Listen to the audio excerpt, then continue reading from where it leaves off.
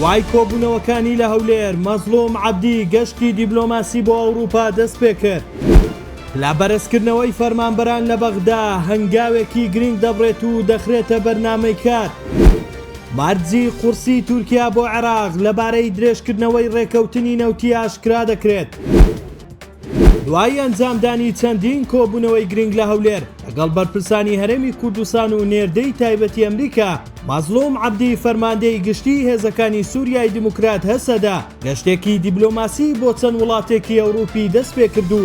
لە یەکەم وێزگەدا گەیشتە ڕۆمای پایتەختی ئیتاڵیا، بڕیاریش وایە دواتر سەردانی فەڕەنسا بکات. سەردانەکەی عەبدی بۆ ڕۆما 3 ڕۆژ دەخایەنێت و تێیدا لەگەڵ بەرپرسانی وەزارەتی دەرەوە و بەرگری کۆ دەبێتەوە بە مەبەستی تاوتوێکردنی پرۆسەی ڕاگواستنی دەسەڵات لە سووریا و بەدەستهێنانی پشتگیری بۆ تێکەڵبوونی هەسەدا لە ناو دامەزراوەکانی حکوومەتدا.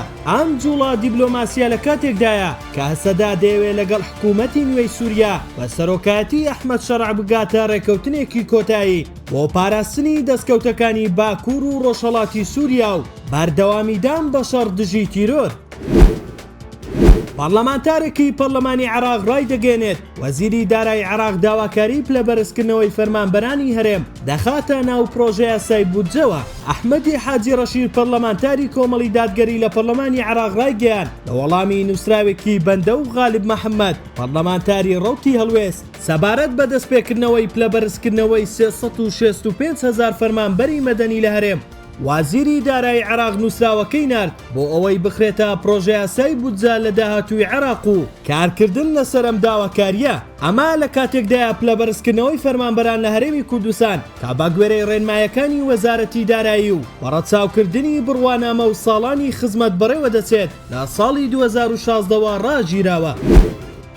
ئاژانسی بلوبێرگ ئاشکرای کرد حکوومەتی تورکیا مەرجی قورس بۆ درێژکردنەوەی ڕێکەوتنی گواستنەوەی نەوتی کەرکووک جەیهان لەگەڵ عێراقدا دەنێت. بڕیارە ئەو ڕێکەوتنە لە 27 تەمووزی داهاتوو بە تەواوەتی کۆتایی پێبێت. بارپرسێکی باڵای تورکیا بە ئەنژانسەکەی ڕاگەیاندووە ئەنقەرە داواکاری بەغدای بۆ درێژکردنەوەی 1 ساڵی ڕێکەوتنەکە ڕەت کردوتەوە و جەختی کردوتەوە بەهۆی کێشە یاساییە نێودوڵەتیەکان ناتوانن بەو شێوازە کۆنە بەردەوام بن. با گوێرەی زانیاریەکانی ئاژانسەکە تورکیا بۆ واژووکردنی ڕێکەوتنی نوێ داوای بەڵێننامەی درێژخایەنی 5 بۆ 10 ساڵ دەکات و جەخت لە بەکارهێنانی تەواوی توانای بۆڕیەکە دەکاتەوە کە ئەم بۆڕیا ڕۆژانە توانای گواستنەوەی 1.5 ملیۆن بەرمیل نەوتی هەیە.